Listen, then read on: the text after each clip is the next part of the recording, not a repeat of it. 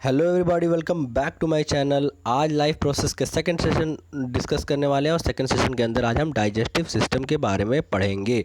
तो digestive system discuss करने से पहले हमें कुछ चीज़ें जाननी बहुत ज़रूरी है, लाइक कि वो डाइजेशन होता क्या है, ठीक है, और एंजाइम्स क्या होते हैं, और ये डाइजेस्टिव सिस्टम के क्या क्या पार्ट होते हैं और उनके फंक्शंस क्या क्या होते हैं। तो ये सारी चीज़ें हमें जानना बहुत ज़्यादा ज़रूरी है। तो चलिए इनको वन बाय वन करके हम जानते हैं।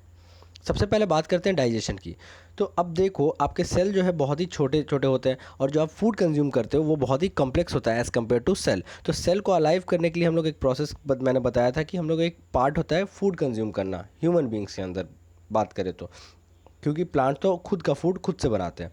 बात करते हैं ह्यूमंस की, तो क्या होता है कि जो फूड होता है बहुत कॉम्प्लेक्स होता है, तब उनको सेल के अंदर एब्जॉर्ब होने के लिए बहुत ही छोटा छोटा पार्टिकल में टूटना पड़ेगा, ठीक है। तो उसी प्रोसेस को हम कहते हैं डाइजेशन, ताकि वो जाके सेल के अंदर एब्जॉर्ब हो जाए। तो basically the process of broke down, यहाँ पे इफ़ लिखा हुआ है, sorry for that, the process of break down of complex food into the simpler absorbable form is known as digestion. तो कॉम्प्लेक्स फूड को सिंपल फूड में convert करने के प्रोसेस को हम डाइजेशन बोलते हैं, ठीक है।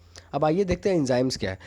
अब देखो कि डाइजेशन के लिए एक बहुत ही इंपॉर्टेंट फैक्टर आता है एंजाइम्स। तो एंजाइम्स होता है क्या है? तो एंजाइम्स एक बायो कैटलिस्ट है जो कि आपके रेट ऑफ रिएक्शंस को बढ़ा देता है। तो रेट ऑफ रिएक्शन को बढ़ाने का क्या फ़ायदा हुआ? तो रेट ऑफ रिएक्शन कैसे क्या होता है, कैसे बढ़ाता है, वो अभी हम देखेंगे। तो मान लो आपका एक फूड है, मान लो कोई भी एक्स, वो डाइजेस्ट हो रहा है 5 मिनट्स में।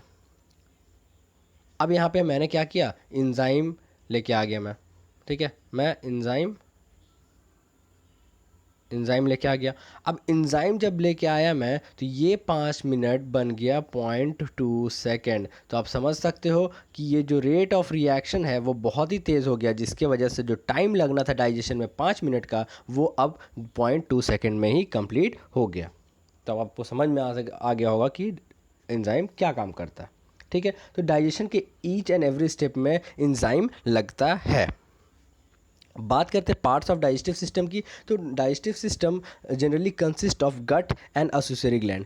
तो गट बेसिकली हम एलिमेंट्री कैनाल को बोलते हैं, और गट जो है आपका माउथ से एक्सटेंड होके, आपका मुंह से लेके आपके एनस तक जाता है। तो मतलब एनस पे एंड होता है, ठीक है। उसके साथ साथ एसोसिएटरी ग्लैंड्स होते हैं जो डाइजेशन में कुछ सेक्रेशन करते हैं, वो हेल्प करते हैं ताकि हमारा फूड ईजिली डाइजेस्ट हो जाए।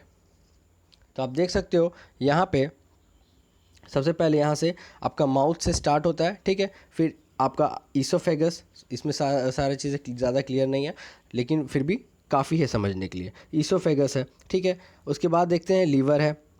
उसके बाद आप लाइन से आते आते जाओ, फिर स्टमक है, फिर इंटेस्टाइन, स्मॉल इंटेस्टाइन, फिर लार्ज इंटेस्टाइन, एंड फिर लास्ट में एनस। अब बात करते हैं लीवर, पैनक्रियाज। जो लीवर और पैनक्रियाज वगैरह है वो है आपका एसोसिएटरी स्ट्रक्चर, ठीक है।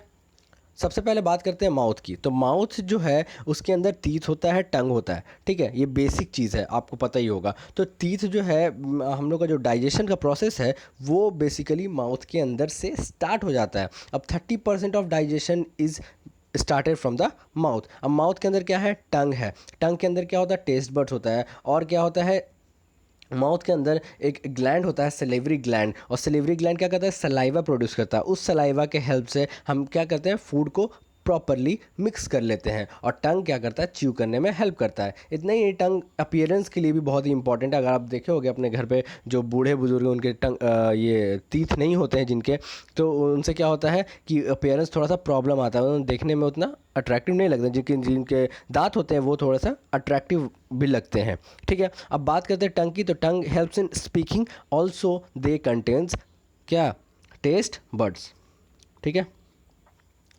अब इनका काम क्या है, फिर सलाइवा के साथ कंप्लीटली फूड को च्यू करेंगे, मैस्टिकेशन, और chewing of food is known as mastication. तो मैस्टिकेट करके और क्या करेंगे, आगे बढ़ा देंगे। आगे कहाँ जाएगा, ईसोफेगस के अंदर। अब ईसोफेगस के अंदर जाने के बाद, अब जैसे ही ईसोफेगस में पहुंचा खाना, तो यहाँ पे देखो, ये ईसोफेगस है, मान लो पाइप है, और ये सॉफ्ट लाइनिंग है। तो यहाँ पे एक अप एंड डाउन मूवमेंट मिलता है हमें देखने के लिए, अप एंड डाउन मूवमेंट।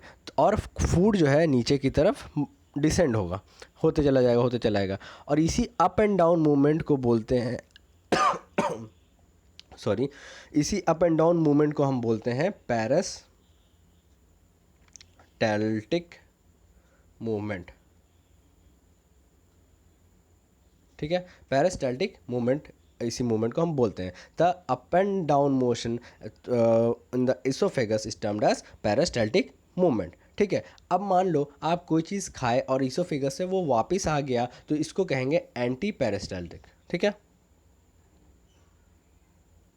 बात करते हैं स्टमक की। अब ईसोफेगस से पेरिस्टैल्टिक मूवमेंट के थ्रू स्टमक के अंदर खाना आ गया। अब स्टमक के अंदर क्या होता है कि कुछ डाइजेस्टिव ग्लैंड्स होते हैं, गैस्ट्रिक ग्लैंड्स होते हैं, that is known as HCl, ठीक है। HCl होता है, HCl, ठीक है। HCl हाइड्रोक्लोरिक एसिड आप जानते हो। तो HCl क्या करता है, पहला काम तो उसका वो है आपका बैक्टीरिया अगर खाने के साथ चले आए हैं, कुछ हार्मफुल ऑर्गेनिज्म, उसको मार दे गिराएगा और ये डाइजेस्ट करने में हेल्प करता है। अब बात ये रहा कि स्टमक के अंदर और इसका पीएच जो है 2.2 होता है, जो कि हाईली एसिडिक होता है, बहुत ज़्यादा एसिडिक होता है। लेकिन बात ये रहा कि अगर हम स्किन के ऊपर एसिड डालते हैं तो वो स्किन को ख़राब कर देता है। तो अब स्टमक के अंदर एसिड है, तो स्टमक क्यों ख़राब नहीं हो रही है? क्योंकि स्टमक के अंदर एक लाइनिंग होता है, उसको हम बोलते हैं म्यूकस, ठीक है। म्यूकस मेम्ब्रेन की लाइनिंग होती है जो कि स्टमक के इनर लाइनिंग को प्रोटेक्ट करके रखता है। और उसके बाद फूड जो है बाहर निकलने लगता है टुवर्ड्स द स्मॉल इंटेस्टाइन, और जो निकलने का प्रक्रिया है वो जो कंट्रोल होता है वो होता है स्फिंक्टर मसल से, ठीक है। आगे देखते हैं स्मॉल इंटेस्टाइन। तो सबसे पहले बात है कि small intestine is the longest part of the alimentary canal. फिर यहाँ पे एलिमेंट्री का मैंने स्पेलिंग आप देख लेना, एलिमेंट्री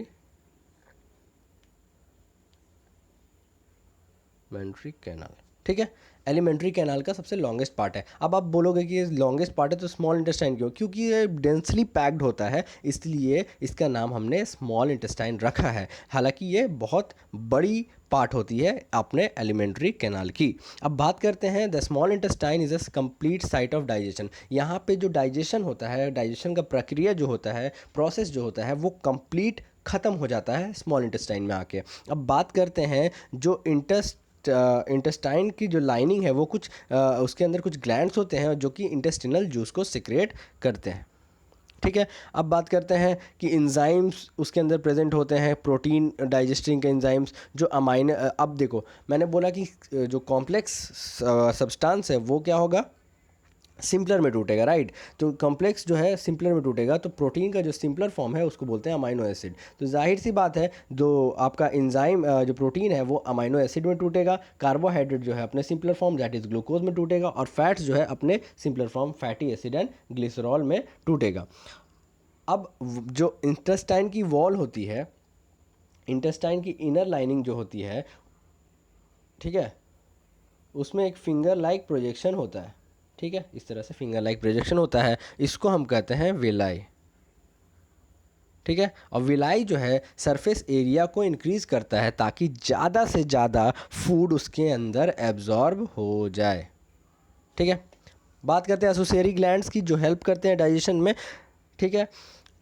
तो इसमें क्या है, एसिडिक फूड जो है स्टमक से आता है उसको बेसिक बनाना पड़ेगा, ठीक है। फूड से जो स्टमक से जो फूड निकला वो तो एसिडिक है, अब उसको बेसिक बनाने के लिए हम लोग क्या करते हैं, पैनक्रियाटिक जूस उसके ऊपर एक्ट करता है। जो फैट्स होते हैं वो क्या होता है कि लार्ज ग्लोब्यूल्स के फॉर्म में प्रेजेंट होते हैं, ठीक है। तो उसको जो बाइल सॉल्ट्स है उसको स्मॉल ग्लोब्यूल्स में कन्वर्ट करा देती है, ठीक है। अब बात करते हैं कि जो पैनक्रियाज है उसके अंदर कुछ एंजाइम्स होते हैं like trypsin and the protein which digest the protein and lipase for breaking down the emulsified fats.